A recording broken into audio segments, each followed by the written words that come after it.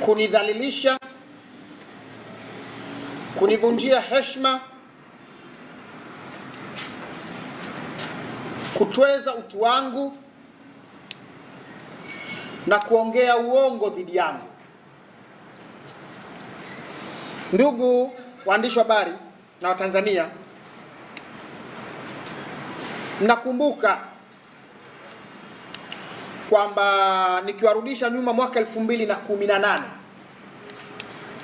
nilipatwa na madhila ya kutekwa nikiwa mwanafunzi wa chuo kikuu cha Dar es Salaam tarehe 7 mwezi Machi mwaka 2018, na baadaye nikatupwa Iringa katika kiwanda cha Pareto, nikasaidiwa na wananchi wa Iringa wilaya Mafinga, Mufindi, na kupelekwa katika kituo cha polisi cha Mafinga. Nilipofika kituoni mwaka 2018 nilichukuliwa maelezo, lakini baada ya kuchukuliwa maelezo ndani ya dakika 30 nilibadilishwa kutoka kuwa mlalamikaji wa tukio la utekaji mpaka mtuhumiwa wa kusema uongo, nikiambiwa kwamba nimezungumza uongo, nimedanganya.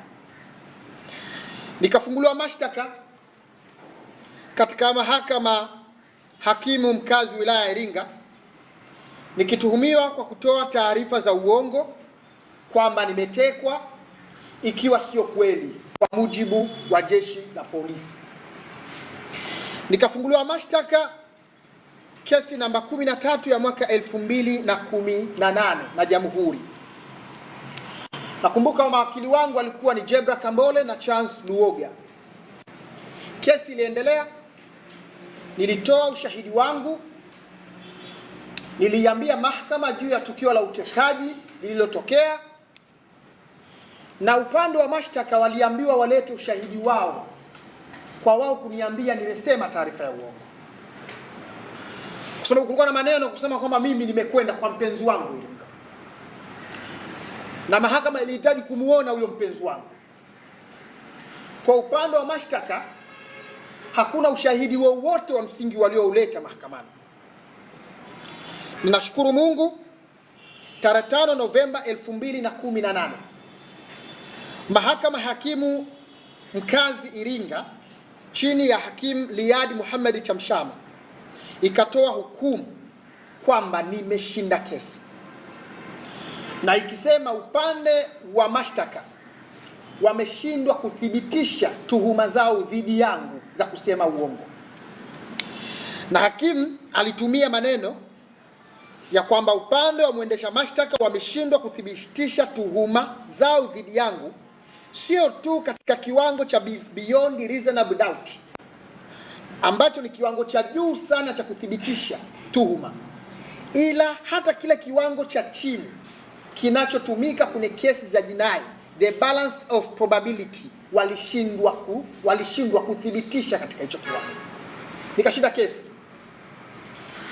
Baadaye serikali kupitia ofisi ya mwendesha mashtaka wakakata rufaa dhidi ya hukumu ya hakimu mkazi Iringa katika ngazi ya mahakama kuu mwaka 2019 chini ya Jaji Kente.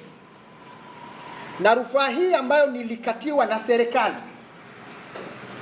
kwamba hawakuridhishwa na maamuzi ya mahakama hakimu mkazi Iringa chini ya hakimu Liadi Muhammad Chamshama, kesi ikaenda mahakama kuu, na mahakama kuu chini ya Jaji Kente nikashinda kesi, na Jaji Kente akatumia maneno yale yale ya mahakama hakimu mkazi wilaya ya Iringa kwamba upande wa mashtaka wameshindwa kuthibitisha tuhuma dhidi yangu hata katika kiwango kidogo cha balance of probability, kiwango kidogo cha kuthibitisha ambacho kinatumika kwenye kesi za madai. Nikashinda kesi, na kesi zote ninazo hapa, zote ninazo. Hii ni kesi ya mahakama hakimu wilaya ya Iringa, hii hapa moja. ambayo ilikuwa ni mwaka 2018. Hii ni kesi ya Mahakama Kuu. Zote nilishinda kwa upande wa jamhuri kuto kuthibitisha chochote. Upande wa mashtaka wakakata rufaa tena 2020, wakakata rufaa kwenda kwenye mahakama ya rufani dhidi yangu kwamba hawakuridhishwa pia na maamuzi ya Mahakama Kuu ya Iringa, masjara ya Iringa, na kesi ikapangwa kusikilizwa tarehe 23 mwezi wa 3 2022 katika ngazi ya mahakama ya rufani, ambao majaji katika hii kesi alikuwa ni Jaji Lila, Jaji Kitusi na Jaji Mwampashi, ambao walipanga kusikiliza kesi hii tarehe 23 mwezi wa 3 2022 saa 3 asubuhi. Na tulipofika mahakamani, upande wa mwendesha mashtaka wakasimama, na hii kesi ilikuwa ni kesi rufaa namba 30, wakasimama kuiambia mahakama ya rufani kwamba mkurugenzi wa mashtaka amewasilisha maombi mbele ya mahakama kutokuwa na nia na dhamira ya kuendelea na rufaa hii na kesi hii dhidi yangu. Kwa hiyo majaji wa mahakama ya rufani wakaondoa rufaa yao hii, wakaondoa rufaa hii ya mkurugenzi wa mashtaka ambayo ilikuwa ni dhidi yangu, ikaondolewa mahakamani tarehe 23 mwezi wa 3 2022. Hilo ni tukio la kwanza la utekaji dhidi yangu mwaka 2018 na kesi ambazo nilishinda. Kwa kesi hizi zilifuta kabisa dhana na ambazo zilikuwa zinatengenezwa kwa makusudi dhidi yangu kwamba Abdul Nondo alijiteka, na mpaka sasa hakuna upelelezi wowote na uchunguzi dhidi yangu katika matukio ya utekaji niliyopata mwaka 2018. Tukio la pili la utekaji ambayo yote mimi namshukuru Mwenyezi Mungu kwa kweli, ni mambo ambayo tunapaswa tuyakemee, ni mambo ambayo tunapaswa tuyapigie kelele yaondoke ndani ya nchi yetu.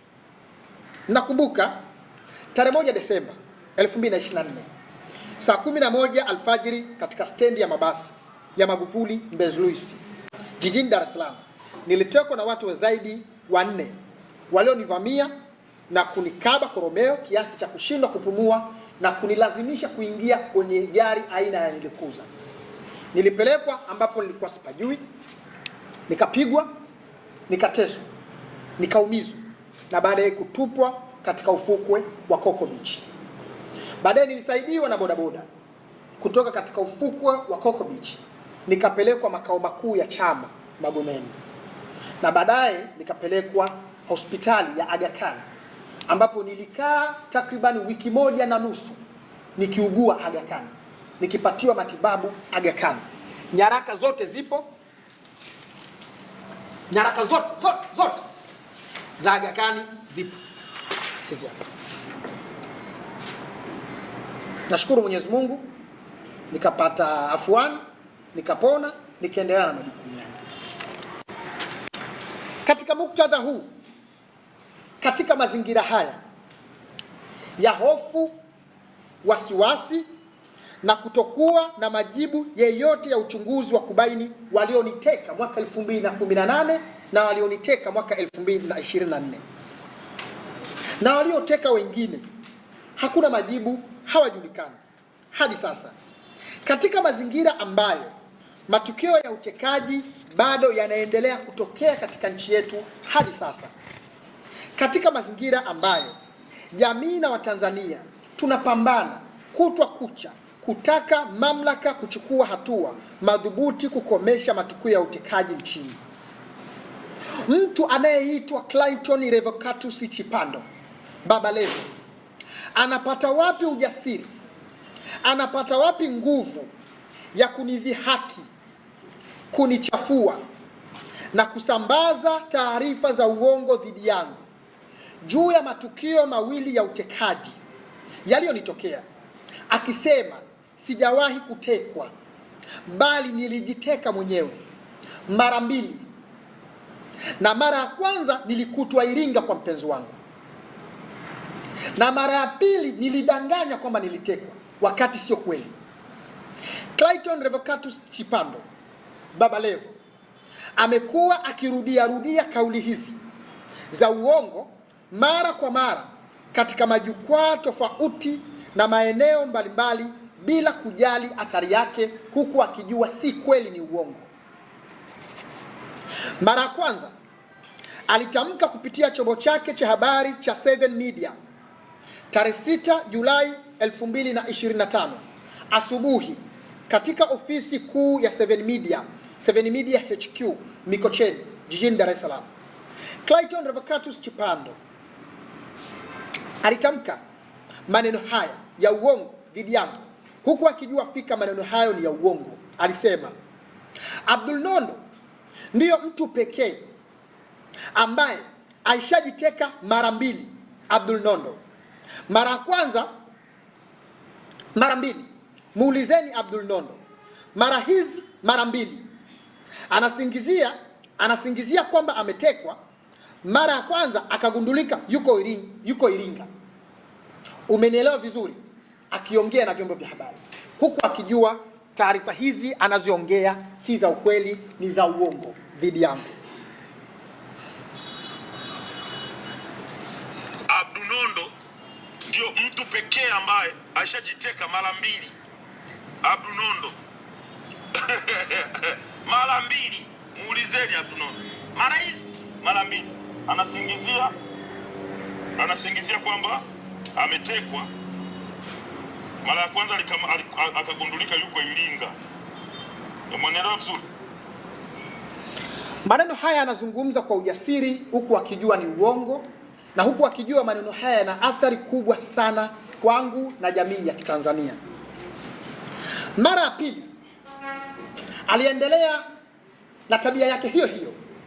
Mara ya pili alitamka kupitia kundi la WhatsApp la Kigoma Yetu tarehe 15 March 2026 kwenye kundi la WhatsApp la Kigoma Yetu mpya lenye jumla ya wanachama 462 ambao ni wananchi wa vyama mbalimbali, viongozi wa vyama mbalimbali, vijana, viongozi wa dini, viongozi wa serikali na watu tofauti. Clayton Revocatus Chipando, Baba Levo, aliandika maneno ya uongo dhidi yangu wakati nikiwa katika mjadala na mtu. Alisema, Lumenyela, unabishana na mtu ambaye alishawahi kujiteka mara mbili. Aliendelea na kauli zake za uongo dhidi yangu, na ushahidi tayari, kuna ushahidi wote juu ya kauli zake hizi ambazo alizungumza kwenye grupu la WhatsApp la Kigoma Yetu. Lakini hivyo akaendelea mara ya tatu kupitia chombo cha habari cha Star TV tarehe 3 Mei 2026 siku ya Jumamosi saa 3:30 usiku katika wilaya ya Kinondoni jijini Dar es Salaam. Clayton Revocatus Chipando, Baba Levo, alifanya mahojiano katika kipindi cha Medan Kuu Live kinachoongozwa na mtangazaji Chief Demba. Kipindi huwa kinarushwa Star TV mainstream. Baba Levo aliulizwa, kwa nini unaamini ya kwamba Abdul Nondo anajiteka mwenyewe? Clayton Revocatus Chipando, Baba Levo, aliendelea kuongea uongo dhidi yangu akisema, kwa sababu mimi namjua Abdul Nondo, anapenda sifa, anapenda atrendi, anapenda apate umaarufu. Kwa hiyo hayo matukio ni ya watu wanaopenda umaarufu. Anatumia matatizo ambayo watu wengine yanawakuta ya ukweli, alafu yeye anabadilisha kwa ajili ya kutengeneza trendi. Mimi nazungumza yeye Abdul Nondo, sababu yeye ndiyo jeshi la polisi lilimkuta Iringa kwa demu. Ninachokizungumzia, alijiteka Dar es Salaam akaja kujitekua Iringa. Haya ni maneno ambayo Baba Levo aliendelea kuyazungumza. Hoja ya msingi, kwa nini mnaamini kwamba anajiteka? Kwa sababu mimi namjua anapenda sifa. Kwa hiyo mtu anaweza kama anapenda sifa kwa namna gani? Anapenda ni trendi, anapenda apate umaarufu. Kwa hiyo hayo matukio ni ya watu ambao wanapenda umaarufu. Anatumia matatizo ambayo watu wengine yanawakuta ya ukweli, alafu yeye anayabadilisha kwa ajili ya kukuta. sio wengine. Mimi nazungumzia yeye, kwa sababu yeye ndo jeshi la polisi lilimkuta Iringa kwa demu. Ninachokizungumzia alijiteka Dar es Salaam akaja kujitekua Iringa. Na uone kwamba unamkosea kusema. Bwana, mimi kiuhalisia kama yeye namkosea achukue hatua. Uko tayari akupeleke, wala hamna shida. Kwa jeuri kabisa. Na anasema kama anaona namkosea achukue hatua. Kwa hiyo Clayton Revocatus Chipando Baba Levo amekuwa akitamka na kusambaza uongo huu mara kwa mara, huku akijua maneno haya ni ya uongo, ni maneno yanayoniumiza, ni maneno yanayonichafua na kuniondolea heshima yangu katika jamii na umma wa Watanzania. Lakini ni maneno yenye dhihaka, sio tu kwangu kama mhanga, bali kwa wahanga wengine wa utekaji na ndugu wa wahanga. Pia ni maneno yanayoendelea kudogodesha ukubwa wa matukio ya utekaji nchini ili yaonekane ni matukio ya kutengeneza, matukio ya maigizo na uongo, na kutaka kuaminisha umma kwamba matukio haya hayapo nchini. Ndio dhamira yake. Mimi Abdul Nondo ni mvumilivu sana wa kisiasa. Sio rahisi kuumizwa au kuyumbishwa na maneno ya kisiasa dhidi yangu, ila haya maneno kwangu si maneno ya kisiasa, ni maneno ya uongo na dhihaka dhidi ya utu wangu na maumivu yangu na machungu yangu. Ndugu waandishi wa habari, matukio ya utekaji yamekuwa yakitokea nchini. Ni maneno ambayo yanaumiza sana. Nimeamua kuchukua hatua. Nimemtafuta wakili anayeitwa Hekima Mwasipu na kuonesha dhamira ya dhati ya kufungua kesi ya kashfa, kesi ya udhalilishaji, kesi ya defamation mahakamani. Tayari nimemwagiza wakili wangu msomi Hekima Mwasipu kutoka Matwiga Law Chambers kuanza mchakato wa kufungua mashtaka mara moja dhidi ya Clayton Revocatus Chipando, na tayari mchakato umeanza. Tarehe 20 tumemtumia barua demand notes ya siku 7 Clayton Revocatus Chipando ya kusudio la kufungua mashtaka dhidi yake baada ya siku 7 kama hatotekeleza masharti yafuatayo. Masharti matatu tu. Sharti la kwanza, tumempa siku 7 kuanzia sasa, kuanzia jana tarehe 22, kuomba radhi kwa umma kupitia vyombo vya habari vikubwa na vyombo vya habari alivyotumia kusambaza uongo na kashfa na udhalilishaji huo dhidi yangu. 2, kuahidi umma na Watanzania kwamba hataendelea kusema na kusambaza uongo, bali atazingatia ukweli, uaminifu na uhakika katika taarifa zake anazochapisha mitandaoni na vyombo vya habari, na kwamba atajizuia kutumia vibaya nafasi yake ya kisiasa na chombo chake cha habari cha 7 Media kuumiza watu kupitia maneno ya uongo, udhalilishaji na kashfa. 3, kwamba kutokana na maumivu makubwa aliyonisababishia, heshima na utu wangu kuchafuka, kunidhalilisha, kutokana na maneno yake ya uongo, ya kashfa na udhalilishaji dhidi yangu, nimemwagiza wakili wangu Hekima Mwasipu amuelekeze Revocatus Chipando Baba Levo kulipa kiasi cha shilingi milioni 500. Malipo haya ni matokeo ya tabia yake ya kunichafua, kuniumiza, kunidhalilisha na kuharibu taswira yangu mbele ya umma kutokana na maneno yake. Asipotimiza masharti haya matatu ndani ya siku 7 kuanzia jana tarehe 22 Mei 2026, siku aliyopata barua rasmi, hadi tarehe 30 Mei 2026, nitafungua mashtaka dhidi yake kupitia wakili wangu, na tutakutana mahakamani alete mashahidi na ushahidi wake kuthibitisha mimi kujiteka mara 2 kama anavyonichafua, kunidhalilisha, kunivunjia heshima na kutweza utu wangu mbele ya umma wa Watanzania kwa kusambaza kauli za uongo.